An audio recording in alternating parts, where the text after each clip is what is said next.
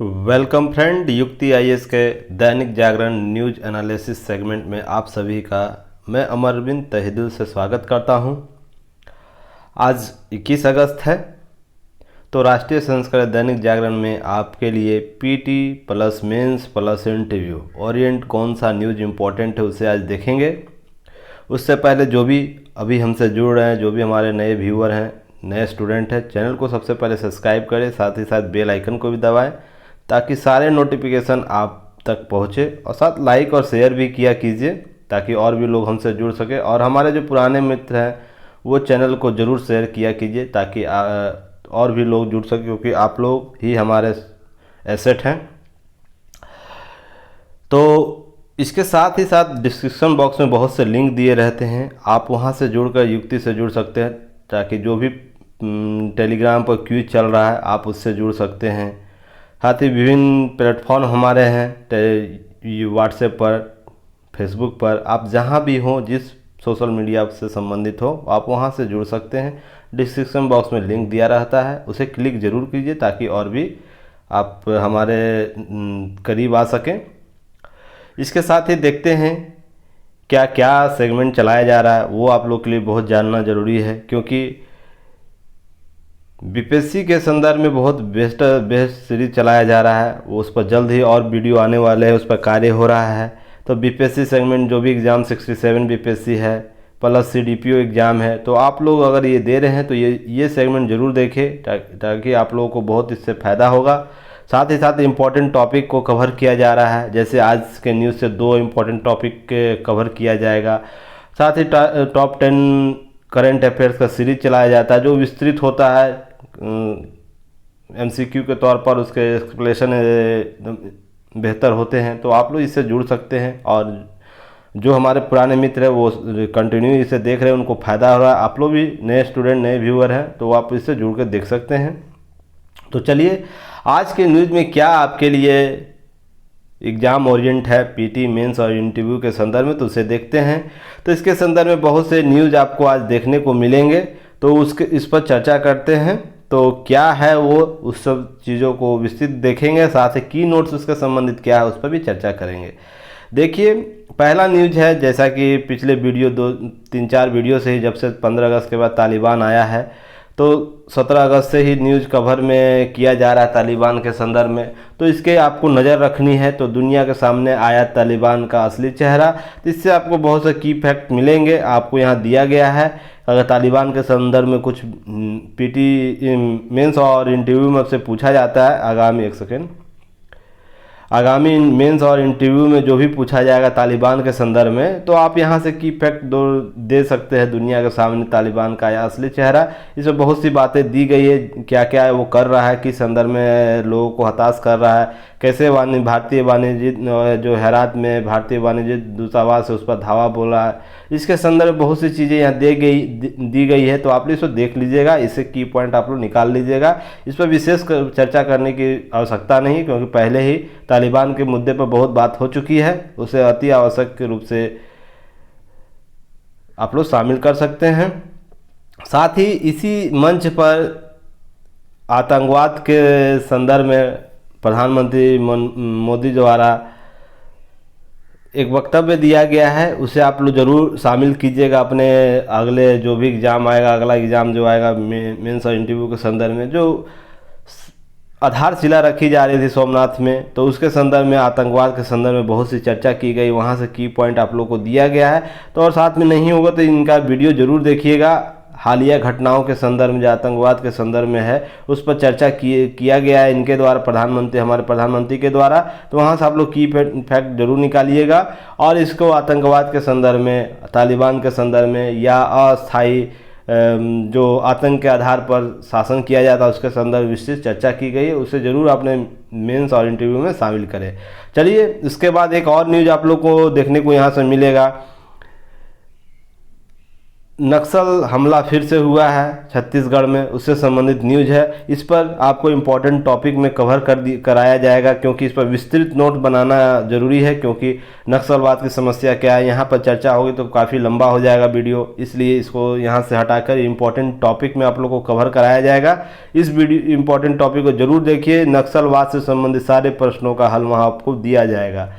आप नक्सलवाद क्या है, नक्सलवाद की समस्या किस रूप से हावी हुई, नक्सलवाद क्यों नहीं समाप्त हो रहा, भारत सरकार द्वारा नक्सलवाद के संदर्भ में क्या कार्य किए जा रहे हैं, कौन से संगठन कार्य कर रहे हैं, कौन सी संस्थाएं उसको रोकने का कार्य, कौन सा ऑपरेशन चलाएगा, सभी आयामों पर विस्तृत चर्चा इंपॉर्टेंट टॉपिक में किया जाएगा। तो आप लोग उस वीडियो को देख के इस न्यूज़ को कवर कर लीजिएगा। नेक्स्ट आप लोगों को ये न्यूज़ भी देखनी चाहिए कि बच्चों के लिए देश को मिली पहली कोरोना रोधी वैक्सीन, जो 12 से 18 वर्ष तक के बच्चों को दिया जाएगा, और 18 से ऊपर वाले को तो दिया ही जा रहा है, जितने ऊपर है अधिक उम्र वाले को, उसके लिए टीके हमारे यहाँ 4 टीके को मंजूरी दी जा चुकी है। तो कमेंट बॉक्स में बताइए आप लोग कौन से वो टीके हैं। तो इसके संदर्भित में जो बच्चों के लिए टीके उसके लिए न्यूज़ यहाँ दे दिया गया, इतना ही काफ़ी है, इसके अतिरिक्त जानने की ज़रूरत नहीं है, क्योंकि इससे संदर्भित आप लोगों को मेंस में उतना नहीं पूछा, इंटरव्यू में भी पूछा जाता है। तो वैक्सीन कौन सा है, उससे संदर्भित कौन सा वैरायटी चल रहा है, वो कौन से वैक्सीन मान्यता है, डीपली नहीं पूछा जाता है, इसलिए इसे उसी संदर्भ में देखिए कि उसके न्यूज़ की पॉइंट को आप लोग निकाल लें। तो यहाँ पर 2-4 की पॉइंट है, आप लोग यहाँ से देख सकते हैं। तो यहीं से मैं कवर कर देता हूँ। जैसे इमरजेंसी इस्तेमाल दी गई है, तो इसके संदर्भ 12 से 18 वर्ष के आयु को किशोर बच्चों को लगाई जाएगी। देश में अभी तक कितने को 18 से अधिक उम्र के लोगों को टीका लग रहा है, और ये 3 डोज वाला वैक्सीन है जो आपको यह कैंडिला जायडस कैंडिला को जो मंजूरी दी गई है वो 3 डोज वाला, अभी तक हमारे पास 2 डोज और 1 डोज वाला को भी मिल चुका है। तो आप लोग बताइए 1 डोज वाला वैक्सीन कौन है और 2 डोज वाला वैक्सीन मंजूरी जो मिला है, कमेंट बॉक्स में ज़रूर बताइए। और कमेंट बॉक्स में आप लोग ज़रूर कमेंट करके बताइए आंसर, क्योंकि आप लोग को अगर दीजिएगा तो हमें पता चलेगा कौन कौन से स्टूडेंट एक्टिव होकर कार्य कर रहे हैं, और उस पर विशेष नज़र रखी जाएगी, क्यों उनको पीटी मेंस और इंटरव्यू के संदर्भ में उनको विशेष सुविधा दी जाएगी। बाकी लोग अगर बस देख रहे हैं न्यूज़ को इजी वे में, तो उनको एग्ज़ाम जब होगा तीनों फॉर्मेट के बाद तो हमसे ज़रूर बात कीजिएगा, नंबर दिया रहता है तो ज़रूर बात कीजिएगा उनकी स्थिति क्या है। जो कंटिन्यू जो देख रहे हैं वो निश्चिंत रहिए, आपको बेनिफिट 100% होगा, क्योंकि जिस फॉर्मेट पर मैं काम कर रहा हूँ वो फॉर्मेट आज तक कोई लाया नहीं है। PT plus mains plus interview तीनों को मर्ज करके टॉपिक को कवर करना आम बात नहीं और आसान नहीं होता है। इसको संयम के साथ आप लोग अगर संयम के साथ निरंतर देखते हैं तो जब आपका फाइनल रिजल्ट आएगा उस दिन आप इसकी वरीयता को समझिएगा, क्योंकि PT plus mains plus interview तीनों स्टेज बाय स्टेज आपको पास करना है, और तीनों का विस्तृत जानकारी अभी ही समय के साथ करते जाना होगा। आप अगर सोच रहे हैं कि पीटी अभी निकाल लेते हैं, मेंस निकाल लेंगे तब इंटरव्यू की तैयारी करेंगे, तो ऐसा कुछ नहीं होता है। बहुत से स्टूडेंट द्वारा यह गलती किया जाता है, जिसमें मैं भी शामिल था कुछ वर्षों पहले तक। क्या पीटी मैं पहले करता था, मेंस करता था, तब जाके इंटरव्यू की तैयारी करता था, तो मैं इसको क्रॉस करता था, इसको क्रॉस करता था, यहाँ जाके मिस, क्योंकि यहाँ पर अंतिम में आपको 1 से 1.5 महीने का समय मिलता है, तो यहाँ पर आपको विस्तृत जानकारी नहीं होगी सभी टॉपिकों पर, तो आप कहीं ना कहीं रुक जाते, और मेरा कम नंबर से रुकना एक कारण यही भी रहा होगा। तो ये मैं इसे महसूस करता हूँ, इसी के संदर्भ में मैं ये प्रयास कर रहा हूँ कि जो भी अब मैं जो जिस गलती को किया हूँ आप लोग वो गलती को ना करें, इसी संदर्भ में यह सेगमेंट लाया गया है। तो निश्चित हो कि 100% आप लोग रहिए कि मैं जब इस पर विश्वास कर रहा हूँ तो आप लोग को विश्वास करना बनता है, क्योंकि आप लोग भी इस स्टेज से गुजरने वाले हैं। तो इसी संदर्भ में आप लोग देखिएगा, क्या आपको जब भी इंटरव्यू में पूछा जाएगा तो इसके बाह्य बातें पूछी जाएगी, इसके डीपली आपको मान लीजिए कोई बायोटेक के स्टूडेंट इंटरव्यू में जाते हैं उनसे ही पूछा जाएगा। औसत जो स्टूडेंट होता है, अन्य स्ट्रीम के स्टूडेंट होते हैं, उनसे बस इनके बाइसेप जो आपको न्यूज होंगे उन्हीं से पूछा जाएगा। जैसे भारत में कौन से डोज अभी काम मंजूरी दिया गया, किन किन को, अभी कितने लोगों को टीका लग रहा है, आप कैंडेला के बारे में क्या जानते हैं, बस इतना ही। तो इसी संदर्भ आप लोग न्यूज़ कवर कीजिए, और चीज़ें यहाँ पर बहुत सा चीज़ दिया गया तो आप लोग यहाँ से कवर कर सकते हैं। तो चलिए आगे बढ़ते हैं, देखते हैं और आगे आप लोग को न्यूज यहाँ नीचे मिलेगा, इससे आप कवर जरूर कीजिए। बहुत ही इंपॉर्टेंट न्यूज है, इसके संदर्भ में की पॉइंट भी है, इसे थोड़ा जूम कर दूँ।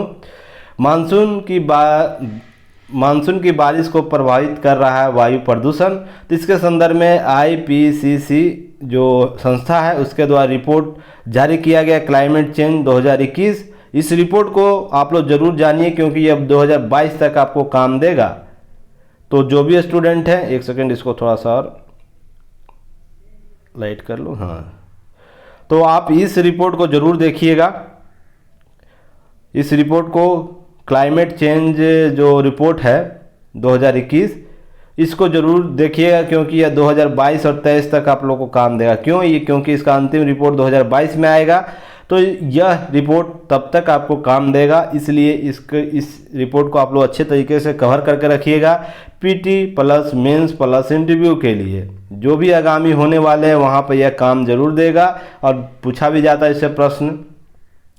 BPSC रहे UPSC रहे, UPSC का तो ये फेवरेट टॉपिक है जलवायु परिवर्तन, तो इससे संबंधित जो भी प्रश्न आपको पूछे जाते हैं तो यहाँ से कवर किए जाएंगे। इसके संदर्भ में बहुत सा आपको न्यूज यहाँ मिलेगा भारत के संदर्भ में, तो आप लोगों को भारत का संदर्भ में जो न्यूज है इसको की पॉइंट के रूप में शामिल कर लेना है। इसके अतिरिक्त मैंने भारत के अलावा बहुत सी बातों को यहाँ शामिल किया उसे की पॉइंट के रूप में, उसे देखते हैं क्या है। तो सबसे पहले क्लाइमेट चेंज 2021 को देखते हैं क्या है। यह फिजिकल साइंस बेसिस शीर्षक के नाम से रिपोर्ट लाया गया है, जारी किया गया है क्लाइमेट चेंज 2021। तो क्या है इसको देख लेते हैं। तो इसके संदर्भ में जलवायु परिवर्तन पर अंतर सरकारी पैनल IPCC, आप लोग कमेंट बॉक्स में बताइए IPCC क्या होता है। इसके विस्तृत चर्चा भी की जाएगी, इंपॉर्टेंट टॉपिक में इसे कवर किया जाएगा। पेरिस समझौता, जलवायु परिवर्तन संबंधित जितने भी सम्मेलन हुए हैं उससे संबंधित उसकी रिपोर्ट, सभी पर विस्तृत चर्चा इंपॉर्टेंट टॉपिक में कवर किया जाएगा। वो 1-2 दिन के अंदर आप लोगों के सामने आ जाएगा, तो इसे जरूर देखिएगा। आप लोगों को बेहतर आप लोगों को एक सेगमेंट देखने को मिलेगा क्योंकि उससे बाहर आपको कोई भी प्रश्न नहीं होगा, क्योंकि सारे उसके डायग्राम, उसके डैशपोरा जो भी होंगे उसको शामिल कर लिया जाएगा। चलिए देख लेते हैं, इस रिपोर्ट के संदर्भ में बातें कर लेते हैं। IPCC ने अपनी 6ठी आकलन रिपोर्ट जो का यह पहला climate change 2021 the physical science basis शीर्षक से जारी किया है। तो ये कितनी रिपोर्ट है? यह 6 इसकी रिपोर्ट है। उसका पहला भाग यह रिपोर्ट आया है। अब दूसरा भाग जो आएगा वो 2022 तक आएगा, 1 तक 2 जो नवंबर शायद 22 तक आ जाएगा। तो इसके संदर्भ में आप लोगों को देखना है। तो यह PT फैक्ट यहाँ से होगा, 6 रिपोर्ट है यह। इसके संदर्भ में आगे और देखते हैं क्या है। वर्ष 2050 तक वैश्विक शुद्ध शून्य तापमान वृद्धि 1.5 डिग्री सेल्सियस तक बनाए रखने की न्यूनतम आवश्यकता है। यह बात मुख्य रूप से बोला है। यह बात तो पेरिस समझौता के बाद से ही चर्चा में रहा है और यह बार बार सरकार और संगठनों द्वारा ये बार बार बातें बोली जाती हैं। तो इसको आप लोग उस संदर्भ में समझिए कि ये कितनी महत्वपूर्ण बातें हैं। साथ ही यह भी बोला है क्या, यह रिपोर्ट क्या है, नवंबर 2021 में COP26 सम्मेलन में विस्तृत मंच तैयार करता है। तो नवंबर 2022 में COP26 का सम्मेलन होने वाला है। तो कमेंट बॉक्स में बताइए सबसे पहले ये कहाँ होगा, तो उसके विस्तृत बातें की जाएगी। तो विस्तृत मंच तैयार कर देता है, किन किन मुद्दों पर आप लोग बात करिए इस सम्मेलन में। तो इसके लिए यह रिपोर्ट मंच तैयार कर दे रहा है, बहुत सी बातों को यह रेखांकित करता है यह रिपोर्ट उसी संदर्भ में। तो कमेंट बॉक्स में बताइए COP26 कहाँ आयोजित किया जाएगा। रिपोर्ट की प्रमुख बिंदु क्या है उसे देख लीजिए। औसत सतही तापमान संबंधी अपना डाटा देता है, अपना रिपोर्ट देता है। कार्बन डाइऑक्साइड CO2 की सांद्रता संबंधी अपना रिपोर्ट दे रहा है, यह जो रिपोर्ट आया 2021 क्लाइमेट चेंज। नेक्स्ट है भारत उपमहाद्वीपीय विशिष्ट परिणाम के संदर्भ में भी डाटा दिया है, रिपोर्ट दिया है। तो इसके संदर्भ में यह न्यूज यहाँ दिया गया है, तो इसे आप लोग कवर कर लीजिएगा। बाकी जितने यहाँ से बचेंगे उसको मैं कवर कर देता हूँ। तो आप लोग सारे चीज़ों पर आप लोग का कंप्लीट नोट बन जाएगा की पॉइंट के रूप में। तो आप लोग answer writing PT plus mains plus interview में कर सकते हैं।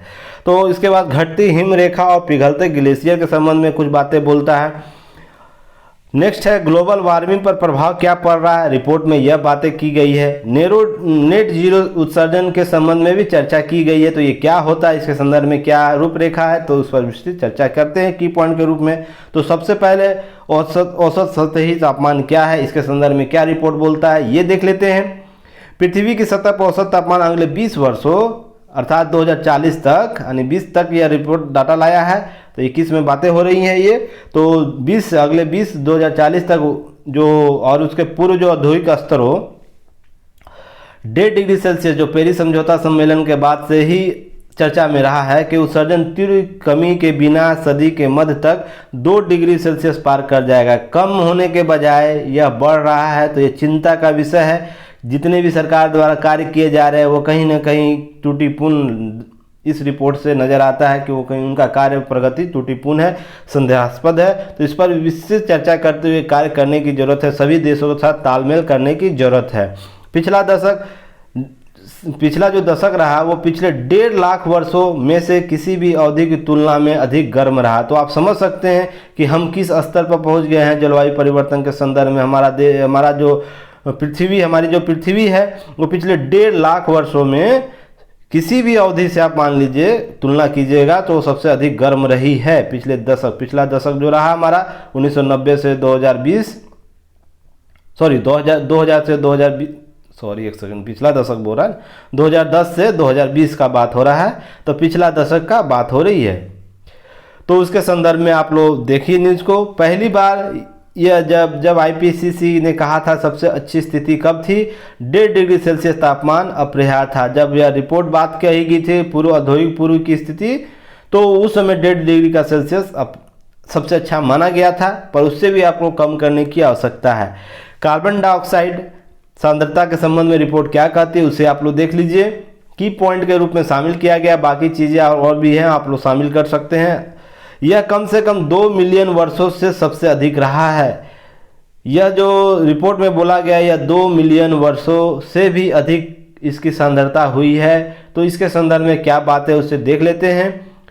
1800 दशक के अंत में मनुष्य ने 2400 बिलियन टन CO2 का उत्सर्जन किया है।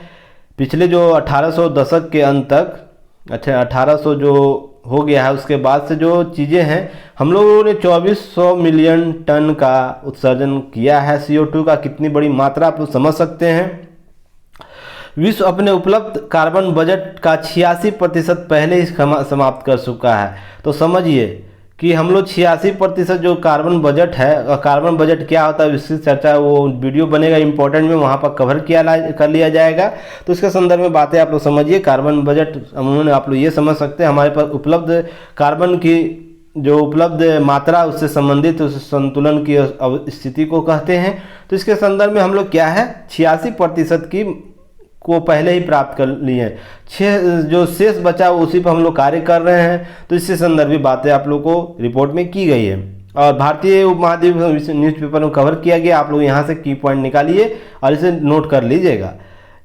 दोबारा इसी को चर्चा करना उचित नहीं है। ग्लोबल वार्मिंग का प्रभाव क्या है, समुद्र स्तर में वृद्धि क्या हुई है। 1901 से 1971 की तुलना में समुद्र स्तर में 3 गुना वृद्धि हुई है। 3 गुना वृद्धि हुई है। तो आप लोग को जानना होगा कि कितनी गुना वृद्धि हो रही है। आर्कटिक जो सागर है पर बर्फ 1000 वर्ष में सबसे कम हुए हैं। यानी आर्कटिक पर जो बर्फ जमने की प्रक्रिया है वो 1000 वर्षों में सबसे कम है। यानी बर्फ पिघल रही है, वहाँ पर मात्रा उसकी कम हो रही है। आप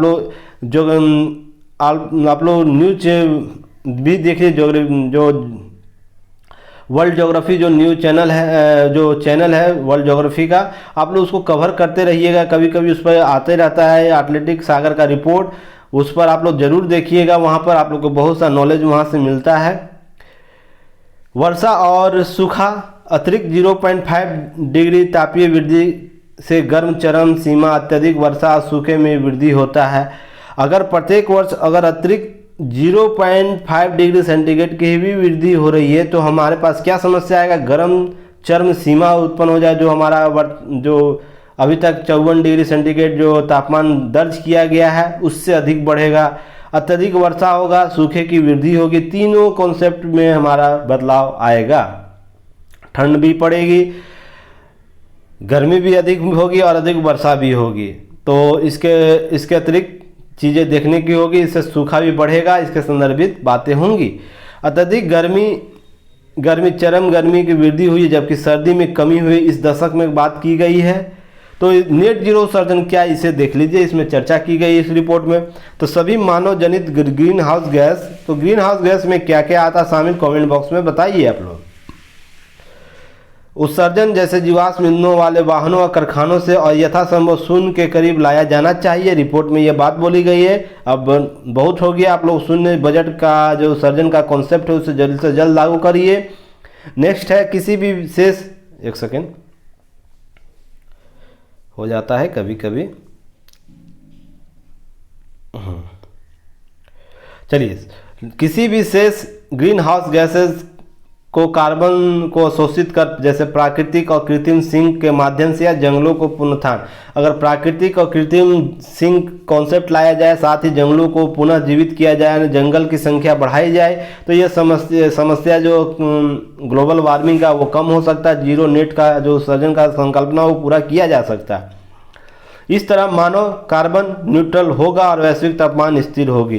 तो इसके संदर्भ में बातें की गई है। नोट आप लोग यहाँ याद रखनी चाहिए, अगर इससे संबंधित बातें होगी तो 100 से अधिक देशों ने पहले ही 2050 तक शून्य जीरो उत्सर्जन प्राप्त करने की प्रतिबद्धता की घोषणा की है। कार्य दिशा क्या हो रही है वो अलग विषय और मुद्दा है। तो 100 से अधिक देशों ने यह घोषणा की है। कब तक? 2050 तक। दुनिया सबसे बड़े उत्सर्जक चीन ने वर्ष 2060 तक शून्य उत्सर्जन का लक्ष्य घोषित किया गया। चीन ने कब तक किया है? वर्ष 2060 तक। सबसे इम्पोर्टेंट आप लोग यहाँ बात रखिएगा, इस रिपोर्ट में क्या कहा गया है, यह सबसे इम्पोर्टेंट है भारत के संदर्भ में, विश्व को दिशा या आईना दिखाने के संदर्भ में। तो भारत दुनिया का तीसरा सबसे बड़ा उत्सर्जक है, चीन, अमेरिका और भारत आता है उसके बाद। तो यह पहले से ही अन्य देशों की तुलना में तुलनात्मक रूप से बेहतर प्रदर्शन कर रहा है, अर्थात वैश्विक रूप से निर्धारित जो लक्ष्य है, मानक है, उससे कहीं अधिक कमी किया है। भारत लक्ष्य रखा है, उसके संदर्भ में वो बेहतर कार्य कर रहा है। तो यह दिशा देता है विश्व को कि किस रूप से प्रतिबद्धता के साथ इस जलवायु परिवर्तन के संबंध में कार्य किया जा सकता है।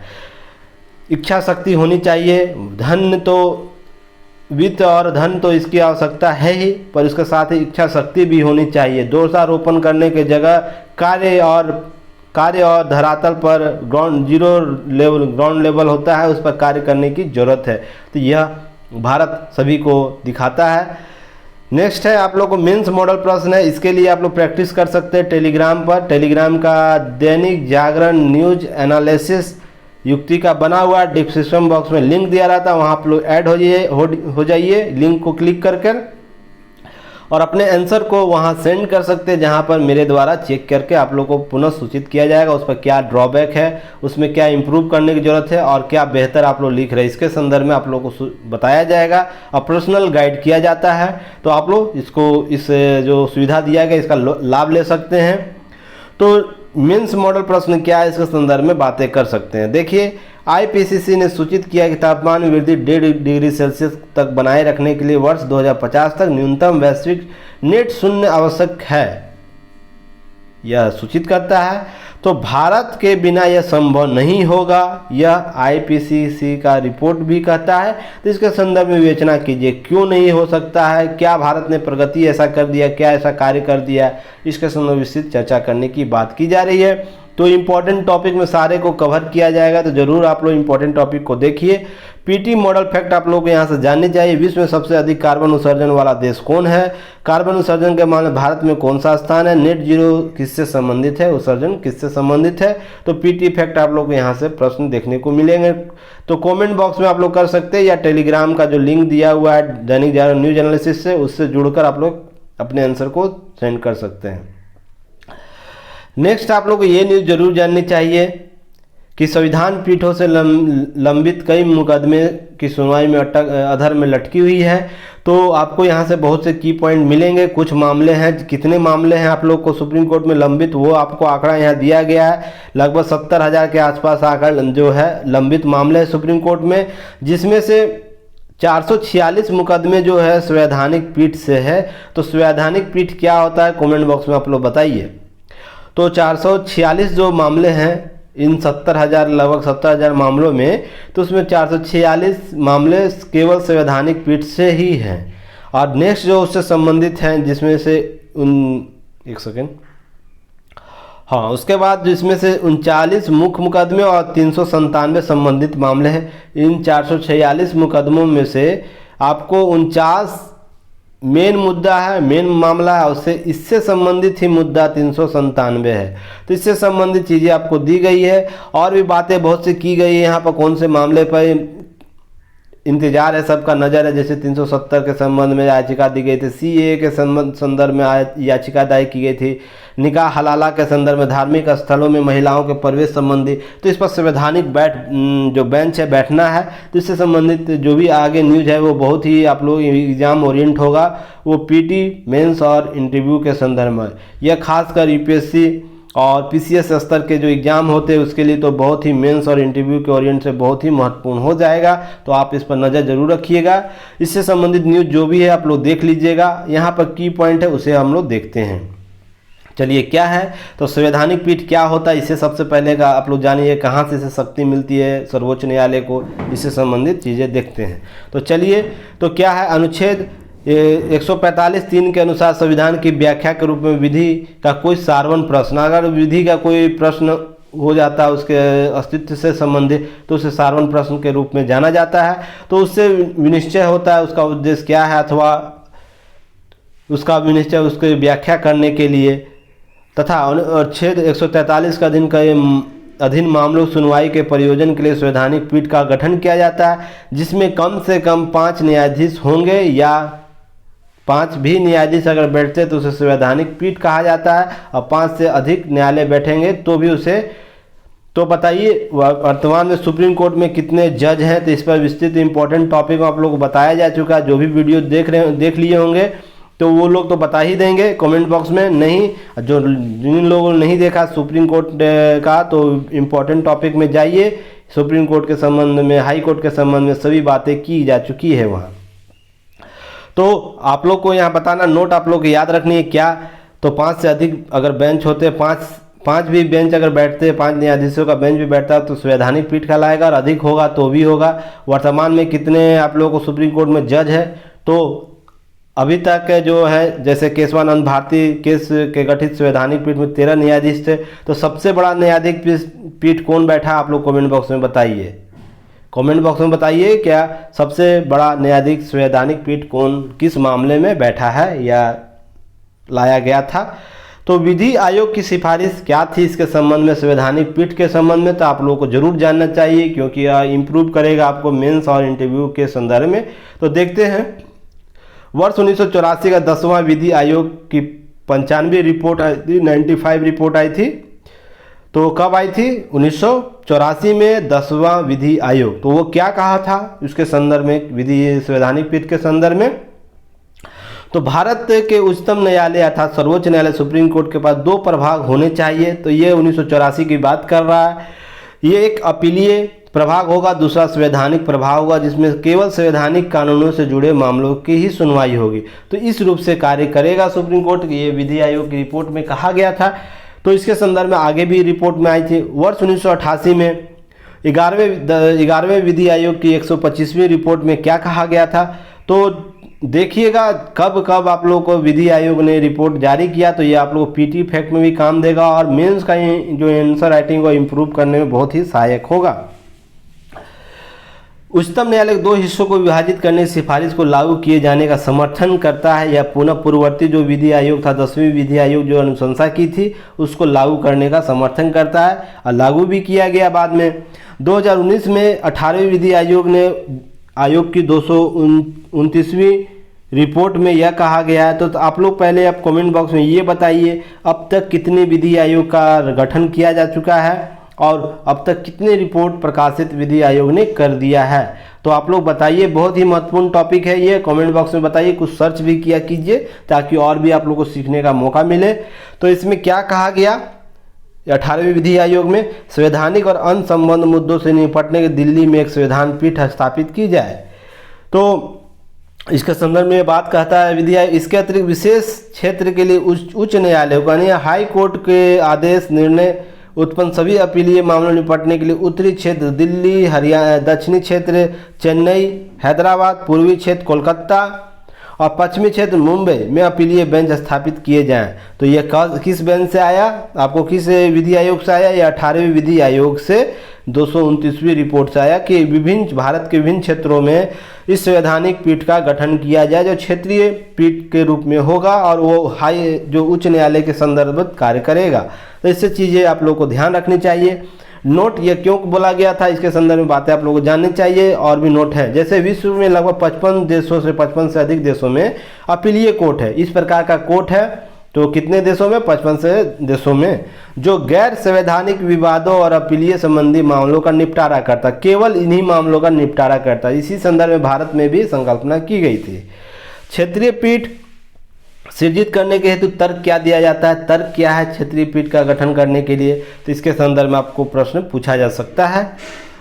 अनुच्छेद 39A या क यह कहता है क्या राज्य यह सुनिश्चित करेगा या करता है कि विधिक तंत्र इस प्रकार काम करे जिससे शासन के अवसर के आधार को न्याय सुलभ हो और यह विशिष्टताएं यह सुनिश्चित करने के लिए आर्थिक या किसी अन्य नियोक्ता के कारण नागरिक न्याय प्राप्त करने के अवसर से वंचित न रह सके और निःशुल्क विधिक सहायता की व्यवस्था की जा सके। इसका मेन थीम यह है कि समानता के रूप में सभी को न्याय मिल सके, समानता के अधिकार को कायम किया जा सके और निःशुल्क विधिक सहायता को स्थापित किया जा सके। 39 ये कहता है, 39A या क आप जिससे जो भी मान लीजिए, तो यह कहता उसी के संदर्भ में यह क्षेत्रीय जो पीठ है उसके गठन का वकालत की जाती है। नोट आप लोग याद रखनी चाहिए। इससे पूर्व किसी भी मामले सुनवाई के लिए दिल्ली जाना था या उच्चतम न्यायालय के वकील की फीस अदा करने के लिए अधिकांश वादियों के लिए आर्थिक रूप से व्यवहार नहीं है, क्योंकि सुप्रीम कोर्ट के जो वकील होते हैं उनकी फ़ी बहुत महंगी होती है। किन्हीं का फ़ी तो 80-90 लाख तक का है, एक हायरिंग का है, तो समझ सकते हैं किन्हीं का करोड़ों तक गया है। तो आप समझ सकते हैं जो आम वादी है वो कैसे इन तक पहुंचेगा। इसलिए इस क्षेत्रीय पीठ का गठन की अनुशंसा की गई थी। नेक्स्ट है अनुच्छेद 130 के अनुसार राष्ट्रपति की मंजूरी के साथ भारत मुख्य न्यायाधीश दिल्ली या किसी अन्य न्याय स्थान पर सुनवाई कर सकता, तो इससे भी इसे शक्ति प्राप्त होती है। तो अनुच्छेद 130 अनुच्छेद उच्चतम न्यायालय के नियम मुख्य न्यायाधीश को भारत में बेंच गठित करने की शक्ति देता है। तो 130 के तहत ही बात की गई है। अथा भी अगर लगेगा सुप्रीम कोर्ट के मुख्य न्यायाधीश को अगर ऐसे करना है तो वो कर सकता है, वो कहीं भी स्थापित कर सकता है। नेक्स्ट है 2004, 2005, 2006 में संसद की स्थायी समिति ने सिफारिश की थी कि उच्चतम न्यायालय के बेंच कहीं स्थापित की जाए, तो अस्थायी समितियों ने भी सिफारिश की थी। तो आप समझ सकते हैं, देखिए कितना अच्छा मेंस आप लोगों को मेटर इंटरव्यू मेटर मिल रहा है। अगर इस स्टेप बाय स्टेप चीज़ों को आप जानिएगा, इसे आंसर में राइटिंग में इम्प्रूव कीजिएगा, इंक्लूड कीजिएगा, तो आपका आंसर इम्प्रूव ही होगा और बेहतर नंबर आपको मिलेगा। नेक्स्ट है वर्ष 2008 में सीमित सुझाव दिया गया। क्या दिया गया कि कम से कम एक पीठ चेन्नई में स्थापित किया जाए। 2008 के चुनाव में यह 2008 के समिति जो गठित की गई थी अस्थायी समिति, उसमें यह बात बोली गई थी। लेकिन उच्चतम न्यायालय ने यह प्रस्ताव असहमति जताते हुए कहा कि उच्चतम न्यायालय की प्रतिष्ठा कमज़ोर होगी, सर्वोच्च न्यायालय की प्रतिष्ठा कमज़ोर होगी। मेन बात यही है कि संवैधानिक पीठ के संदर्भ में यह बात की गई कि उच्च न्यायालय के संदर्भ में अगर विभिन्न क्षेत्रीय पीठों का गठन किया जाए तो यह उच्चतम न्यायालय की प्रतिष्ठा कम होगी, जिस रूप से देखी जाती है। तो यह आपको मेंस मॉडल प्रश्न आपको यह जाननी चाहिए या लिखनी चाहिए। टेलीग्राम में आप लोग सेंड कीजिए अपने आंसर राइटिंग को, आंसर फॉर्मेट को, उसको मैं अपने पर्सनल गाइड पर देखूंगा क्या है क्या नहीं आप लोग सही गलत कर रहे हैं और किस दिशा में कार्य करने की जरूरत है। डिस्क्रिप्शन बॉक्स में लिंक दिया हुआ, आप लोग जा सकते हैं, देख सकते हैं उसे। सामाजिक सहकारिता स्थापित करने में संवैधानिक पीठ अहम भूमिका अदा की है। इस संदर्भ में युक्तियुक्त विवेचना कीजिए। सामाजिक सहकारिता अर्थात सामाजिक सहकारिता क्या है, सबसे पहले आप लोगों को ये पता होनी चाहिए। उसके बीच में संवैधानिक पीठ ने अहम भूमिका कैसे अदा की उसे स्थापित करने में, इसकी युक्तियुक्त विवेचना कीजिए। विभिन्न संवैधानिक पीठ के गठन जो हुआ उसके संदर्भ में जो निर्णय है उससे आप लोग यह स्थापित कीजिए कि यह सही कथन है। पीटी मॉडल प्रश्न क्या उसे देखते हैं। संविधान के किस अनुच्छेद के तहत यह उपबंधित है कि राष्ट्रपति की मंजूरी के साथ भारत का मुख्य न्यायाधीश दिल्ली या किसी अन्य स्थान पर सुनवाई कर सकता है। तो किस आर्टिकल के तहत है आप लोग ये बताइए। साथ ही 18वीं विधि जो आयोग की रिपोर्ट कब प्रकाशित की गई। और भी पीटी फैक्ट यहाँ से निकाले जा सकते हैं, पर मुख्य दो रूप से आप लोग को दिया गया है। प्रैक्टिस करने के लिए आप लोग कमेंट बॉक्स में दे सकते हैं। अब न्यूज कुछ है, इंडिकेट न्यूज है, आप लोग देखिएगा। उसके बाद एक दो न्यूज और है, उसका की पॉइंट आप लोगों को दिया जाएगा। उसके बाद ये न्यूज सेशन जो है समाप्त किया जाएगा। पेगासस मामले में आप लोगों का नज़र रहना चाहिए, क्या हो रहा है नहीं हो रहा है उसके संबंधित, क्योंकि इससे संबंधित आप लोगों को बहुत सी चीज़ें सीखने को मिलेगी। देखिए कल लास्ट दो दिन का जो न्यूज एनालिसिस है उसी से संदर्भित बातें आज भी की गई है। सीबीआई ने बंगाल में डीजीपी से मांगी हत्या दुष्कर्म के मामले में जानकारी, तो सीबीआई तत्काल इस पर कार्य कर रहा है। एनएचआरसी जो है नेशनल ह्यूमन राइट कमीशन, उसने भी इसकी अनुशंसा की थी। तो नेशनल ह्यूमन राइट अनुशंसा तो इम्पोर्टेंट टॉपिक में कवर किया जा चुका है, आप लोग वहाँ जाकर देख सकते हैं। तो इससे संबंधित न्यूज फिर आप लोग को आज मिलेगा, तो उसी न्यूज़ के साथ इसे जोड़ के आप लोग देख लीजिएगा।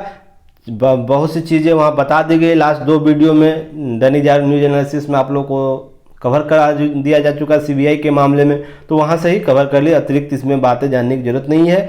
नीचे आइए, नीचे आप लोग को और नीचे आना है। देखिए यहाँ पर फिर तालिबान के बारे में, नेतृत्व के अभाव में चरमरा गया अफगानिस्तान सेना का ढांचा। भ्रष्टाचार किसी देश को किस हद तक ले जा सकता है, किस हद तक उसको अस्थिर कर सकता है, और उस नैतिकता अगर ना हो किसी में, प्रशासन में, शासन में और प्रमुख में, तो किस रूप से कोई राष्ट्र का विध्वंस कर सकता है कोई विध्वंसकारी शक्तियाँ। तो इसके संदर्भ में आपको न्यूज इस कवर को एथिक्स पेपर में आप लोग को यह कवर कराया जा सकता है, देखा जा सकता है। तो पिछले लास्ट बहुत से वीडियो में अफगानिस्तान में जो हालात हुए उसके संदर्भ में बनाया जा चुका है, वहीं से आप लोग की पॉइंट निकालिए और इस संदर्भ को आप लोग ऐड करके देख लीजिएगा क्या बातें हैं नहीं हैं। और कतर भी पहुंच गए हैं, अब चर्चा परिचर्चा हो रहा है। लास्ट वीडियो में आप लोग को बताया भी गया है। अफगानिस्तान के संदर्भ में अमेरिका और इंडिया जो है बहुत महत्वपूर्ण भूमिका अदा कर रहा है, और इंडिया फ्रंट लाइन पर अब आ गया है। क्यों? क्योंकि सुरक्षा परिषद का स्थायी अध्यक्षता भी है, जो सुरक्षा परिषद जो यूएन का है उसकी अध्यक्षता भी भारत द्वारा किया जा रहा है। तो इसलिए हर मुद्दे पर भारत प्रमुख रहेगा। तो भारत को इस संदर्भ में आप लोगों को जानने की जरूरत है, तो आप लोग इस की पॉइंट को वहीं से निकालिएगा। नेक्स्ट है आप लोग को, और यहाँ आना चाहिए, यहाँ भी आप लोग को की फैक्ट मिलेगा। तो आप लोग कब क्या हुआ प्रतिक्रिया यहाँ से आप लोग कवर कीजिए, इसे न्यूज़ को ज़रूर पढ़िएगा आज, क्योंकि बहुत से आप लोगों को कैसे कौन से देश की क्या स्थिति है, कौन प्रतिक्रिया किस रूप से दे रहा है, क्यों कोई देश इस्लामिक देश से चिंता जता रहा है, भारत की सतर्कता बढ़ाने क्या मुद्दे हैं, इस सबको कवर किया जा चुका लास्ट वीडियो में। 2-4 वीडियो जो लास्ट का है 17 के बाद से उसमें कवर किया जा चुका है। और भी जो पॉइंट दिए गए हैं उसी पॉइंट को आगे बढ़ा के यहाँ पर शामिल किया गया है, तो उसे आप लोग की फैक्ट के रूप में शामिल कर लीजिएगा। इस पर विशेष नोट बनाने की जरूरत नहीं है। एक न्यूज़ यहाँ पर भी आप लोगों को देखनी चाहिए। कल मैंने फेसबुक पेज पर अपना यह पेज इसका संबंधित वीडियो भी मैंने डाला था, वहाँ कुछ बातें लिखी थी नैतिकता की, किस रूप से हमारा समाज एक वैश्विक सामाजिक बर्बरता की ओर बढ़ रहा है, तो उसके संदर्भ में बातें की गई थी। तो आप लोग वहाँ जाकर देख सकते हैं।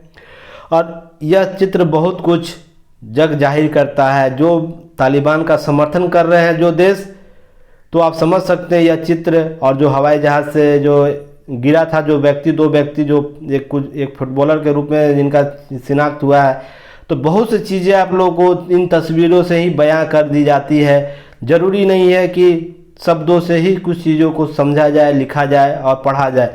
कुछ चित्र ही आपके जहन में उन हालातों को सामने ला देता है जिसको किसी भी शब्द से ढाका नहीं, उसको छिपा नहीं सकते, उसको ढक नहीं सकते, उसे ख़त्म नहीं कर सकते। कोई माँ अगर अपने बच्चे को अमेरिकी सेना को दे रही है और जिसकी वापसी सितंबर में हो जाएगी अफ़गानिस्तान से, कोई पिता अपने बच्चे को अमेरिकी सेना को इसलिए दे रही है कि उसका बच्चा जीवित रहे, और ये कोई गारंटी नहीं है कि उस बच्चे का माँ पिता जो भी हो वो उसे पुनः मिले या जीवित रहे, इसकी कोई गारंटी नहीं। ये 1% भी या 0% आप लोग कह सकते हैं जो गारंटी होती है वो भी नहीं है। अगर इस बॉन्डी के इधर तालिबान का जो खून खराबा चल रहा है वह जारी रहता है तो इसकी कोई गारंटी नहीं है कि वो बच्चा से दोबारा मिले। तो ये स्थिति समझ सकते कितनी रूह कँपाने वाली होगी, रूह को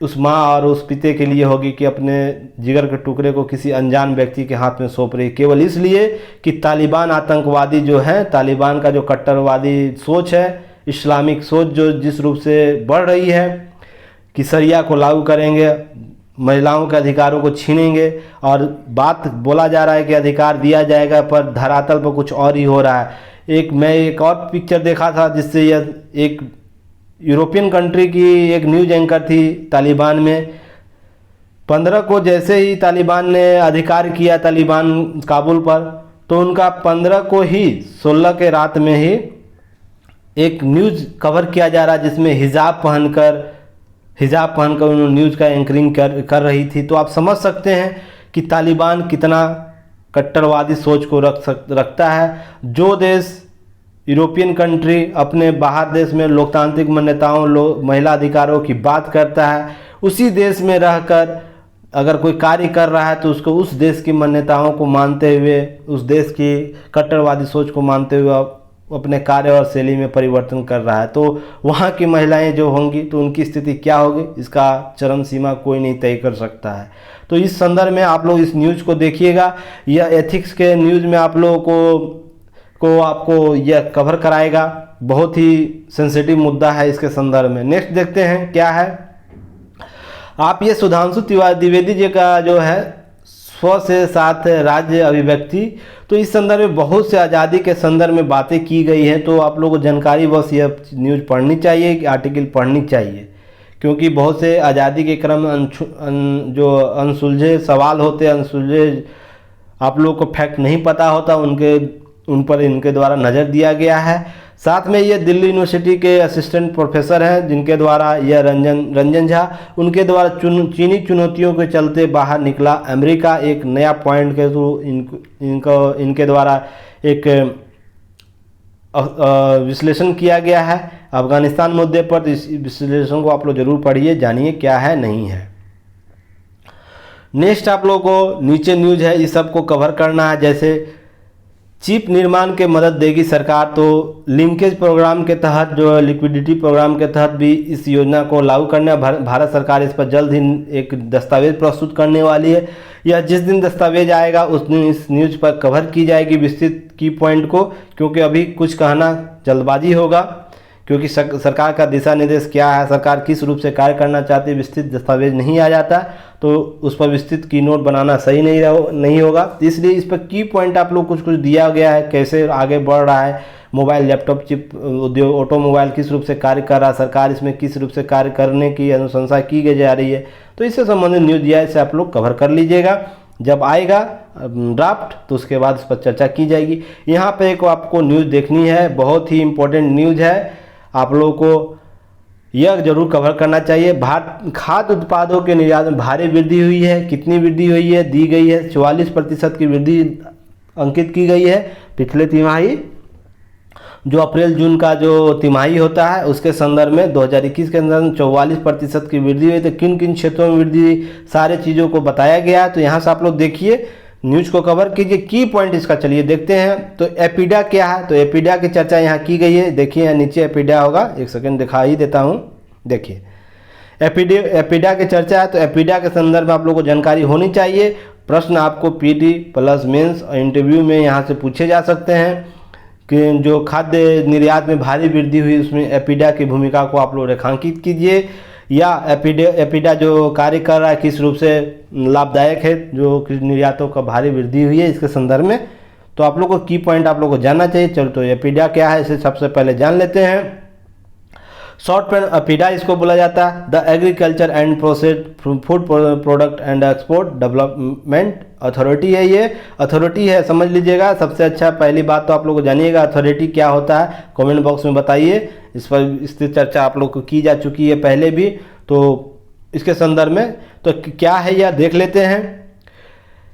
शॉर्ट फॉर्म में इसका नाम के कृषि एवं प्रसंस्कृत खाद्य उत्पाद निर्यात विकास प्राधिकरण इसको बोला जाता है। एपीडा स्थापना कब है? 1985 में। तो इसके संदर्भ में आप लोग को बातें पीटी फैक्ट मिलेगी। स्थापना कब हुई थी? दिसंबर 1985 के संसद द्वारा स्थापित कृषि प्रसंस्कृत उत्पाद निर्यात विकास प्राधिकरण और के अंतर्गत भारत सरकार द्वारा की गई है। इसको एपीडा के साइट पर यह लिखा गया प्रसंस्कृत बोलचाल के भाषा में प्रसंस्करण भी कहा जाता है, तो कंफ्यूज मत होइएगा। तो एपीडा का जो वेबसाइट है आप लोग वहाँ जाकर देख सकते हैं, वहीं से यह न्यूज़ कवर किया जाता है। जो भी मैं न्यूज़ लेकर आता हूँ वो ऑथेंटिक सोर्स के साथ होता है, या तो वो पीआईबी के न्यूज़ से कवर होगा या किसी के वेबसाइट, जो अगर मान लीजिए एपीडा की चर्चा है तो एपीडा के साइट से, तो जो भी बातें लिखी गई है वो सही होती है। तो आप लोग इस पर कंफ्यूज मत होइएगा कि प्रसंस्कृत लिख दिया गया है, प्रोसेस्ड का मतलब प्रसंस्करण भी होता है, तो आप लोग कंफ्यूज मत होइएगा। तो इस अधिनियम 13 जनवरी 1986 में लागू कर दिया गया इस अधिनियम को। तो तब से एपीडा का स्थान कार्य कर रहा है। एपीडा यह किसका अधिकार स्थान लेता है यह भी आप लोगों को जानना चाहिए। प्राधिकरण अथॉरिटी प्रसंस्कृत निर्यात संवर्धन परिषद का स्थान लिया है PFEPC, इसका स्थान लिया पूर्व में। तो इसको उतना जानने की जरूरत नहीं, एपीडा को ही जानने की जरूरत है, मर्ज हो गया है। कार्य क्या है इसका, इसको ये देख लेते हैं। प्राधिकरण अधिनियम 1985 एपीडा अधिनियम 1985 के अनुसार प्राधिकरण को निम्नलिखित कार्य सौंपे गए हैं। तो क्या है? वित्तीय सहायता प्रदान कर सर्वेक्षण और संभाव्यता अध्ययनार्थ नवीनतम अध्ययन जो होंगे उस पर कार्य करना है। संयुक्त उद्यमों के माध्यम से साम्य पूंजी अर्थात पूंजी की व्यवस्था करना है। अन्य राहतों और आर्थिक सहायता योजनाओं के अनुसूचित उत्पादों निर्यातों संवर्धन उद्योगों को विकास करना है। नेक्स्ट है निर्धारित शुल्क भुगतान अनुसूचित उत्पादों निर्यातकों के रूप में व्यक्तियों का पंजीकरण करना है, तो पंजीकरण का भी कार्य करता है। निर्यात उद्देश्य के लिए अनुसूचित उत्पादों के मानक और विनिर्देश तय करना है। जो अनुसूचित उत्पादक होंगे उसके लिए जो एपीडा एक्ट के तहत उसे सूचित किया गया है, अधिसूचित किया गया है, उस उत्पादों के लिए मानक और विनिर्देश अर्थात निर्देश तय करना इसका अधिकार है। बुच्चर खानों अर्थात जो शेल्टर हाउस होते हैं, जो जानवरों को जहाँ मारा जाता है उनके व्यापार के लिए, उस शेल्टर जो लाइसेंसधारी होते हैं उस शेल्टर हाउस बुच्चर खानों की बात की जा रही है। एक सेकेंड, नेक्स्ट है आपको, कहाँ चला गया, यहाँ है। बुचड़खानों प्रसंस्करण संयंत्रों भंडारण परिसरण वाहनों एवं अन्य स्थानों जहां ऐसे उत्पाद रखे जाते हैं उन पर कार्य किया जाता है। उन उत्पादों गुणवत्ता सुनिश्चित करने का उद्देश्य निरीक्षण भी कर सकता है एपीडा। आप लोग और बताइए इस संदर्भ में और कौन सी संस्था को शक्ति प्राप्त है, कमेंट बॉक्स में बताइए, या टेलीग्राम पर लिंक में जाकर आप लोग जो पेपर का लिंक बना हुआ है, ग्रुप बना हुआ, उसमें आप लोग वहाँ कमेंट कर सकते हैं। अनुसूचित उत्पादों के पैकेजिंग में सुधार करना, भारत के बाहर अनुसूचित उत्पादों विपणन की सुधार लाना। नेक्स्ट है निर्यातोन्मुख उत्पादों को प्रोत्साहित, अनुसूचित उत्पादों को विकास करना। उत्पादन प्रसंस्करण, देखिए इसी प्रसंस्करण की बात कर रहा था, प्रसंस्कृति जहाँ लिखा हुआ है, तो कंफ्यूज मत होइएगा आप लोग, क्योंकि एपीडा इस शब्द को यूज करता तो आप लोग को यूज करना होगा। उत्पादन प्रसंस्करण पैकेजिंग विपणन और अनुसूचित उत्पादों के निर्यात में लगे संगठनों और कारखानों में मालिकों अनुसूचित उत्पादों संबद्ध मामलों के लिए निर्धारित ऐसे व्यक्तियों आंकड़े एकत्र करना है। इस प्रकार एकत्रित किए गए आंकड़ों किसी एक भाग या उसके जो प्रकाशित करना है।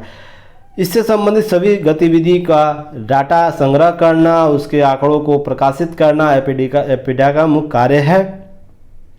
जो लिस्टेड उत्पाद है उसके लिए जुड़े उद्योग के विभिन्न पहलुओं का परीक्षण करना, वो परीक्षण भी करता है। नेक्स्ट है निर्धारित किए गए अन्य मामले, अगर कोई भी सरकार संसदीय विधि के द्वारा या किसी विशेष प्रयोजन से कोई कार्य उसे सौंपती है तो उस पर भी कार्य वह करेगी। तो ये असीमित अनलिमिटेड कार्य को करती है, जो भी आपको संदर्भ में होगी। नेक्स्ट है मॉनिटर किए जाने वाले उत्पाद क्या है, परीक्षण किए जाने वाले उत्पाद क्या है एपीडा के द्वारा, तो इसे उत्तरदायित्व सौंपा गया है। उसी एक्ट के तहत आपको यह सूची दी गई है, उसमें संशोधन भी कई बार हुए हैं। तो इसके में क्या है तो देखते हैं, फल सब्जी और उनके उत्पाद। तो जितने फल और सब्जी उत्पाद हो गए एपीडा ही उसका निरीक्षण करेगा, उसका उत्तरदायित्व उसे सौंपा गया है। उसके विकास, निर्यात, संवर्धन जो भी आप समझ लीजिए, सभी का एपीडा ही करता है। मांस और मांस उत्पाद, कुक्कुट या कुक्कुट उत्पादन, जिसे मुर्गी पालन भी, जिसे हिंदी में आपको समझ सकते हैं, मुर्गी पालन आसान भाषाओं में, कुक्कुट अगर नहीं समझ में आ रहा है तो।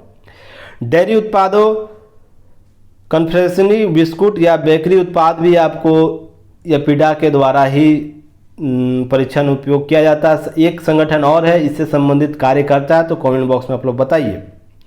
शहद, गुड़ और चीनी उत्पादों, कोको और उसके उत्पाद, कोको अर्थात कॉफ़ी की बात हो रही है, सभी प्रकार के चॉकलेट, अगर कोई भी निरीक्षण कार्य करना होगा एपीडा ही करेगा। नेक्स्ट है मादक एवं गैर मादक पेय पदार्थों, उसके संबंध में निरीक्षण, उसके संवर्धन जो भी चीज़ें होंगी एपीडा ही करता है। ग्राउंडनट्स, मूंगफली और अखरोट, तो इसके संदर्भ में भी कार्य कौन करेगा, एपीडा करेगा। अचार, पापड़, चटनी संदर्भित जो लघु उद्योग होता है, जो कार्य किया जाए लघु मध्यम, आप लोग जान रहे हैं, छोटे स्तरों पर जो अचार, पापड़, चटनी, या बड़े स्तरों पर मशीनरी लगाकर अगर इस संबंधी कार्य कर रहा है तो एपीडा उसका निरीक्षण करेगा, उसके संवर्धन, उसके विकास की बात करेगा, निर्यात की बात करेगा। ग्वार, गम के संदर्भ में भी आप लोग को बात करता है। पुष्प कृषि या पुष्प कृषि उत्पाद अर्थात फूलों का जो उत्पादन है उससे संबंधित जो बातें होंगी वो भी एपीडा ही करता है। जड़ी बूटी और औषधीय पौधे से संबंधित बातें जो होंगी, जो विषय होंगे, वो आपको एपीडा के द्वारा ही उसके निर्यात, संवर्धन और विकास से संबंधित कार्य किए जाते हैं। तो देख सकते हैं एपीडा किन किन कार्यों को, विस्तृत कार्यों को करता है, तो कितनी अहम भूमिका एपीडा की हमारे देश को है, तो आप लोग समझ सकते हैं। इसी संदर्भ में प्रश्न भी पूछे जाते हैं। नोट आप लोग को याद रखनी चाहिए, क्या एपीडा अधिनियम में दूसरी अनुसूची में बासमती चावल को भी शामिल कर लिया गया है। तो बासमती चावल के विकास, निर्यात, संवर्धन से संबंधित अगर कार्य कोई करेगा तो एपीडा भी करता है। और भी संस्थाएं हैं कोऑर्डिनेट रूप से कार्य करती है। इसके अतिरिक्त एपीडा चीनी के आयात को निगरानी की जिम्मेवारी सौंपी गई है। तो देख सकते हैं, तो प्रश्न आपको कहाँ से बनते हैं आप लोग समझ लीजिए। तो आप समझ लीजिए। नेक्स्ट है एपीडा जैविक निर्यात के लिए राष्ट्रीय जैविक उत्पादन कार्यक्रम।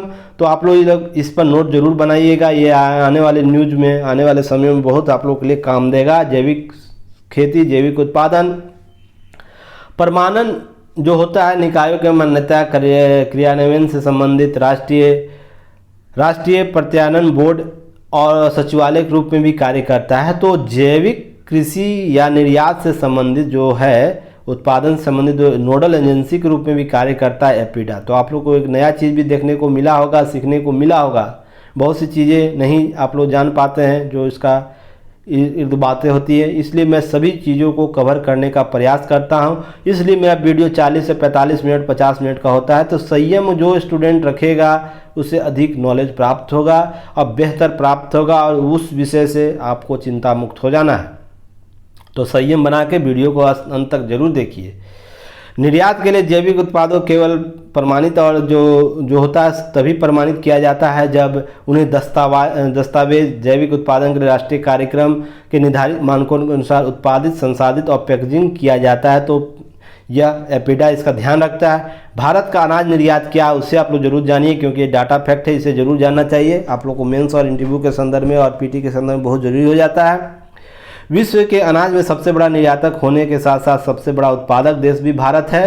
तो अनाज, कुल अनाज की बात हो रही है। महत्वपूर्ण अनाजों में गेहूं, धान, सारगम, ज्वार, अन्य बाजरा, जौ, मक्का आदि शामिल किया जाता है। और भी अनाज के ग्रुप हैं, तो उसे देख लीजिएगा।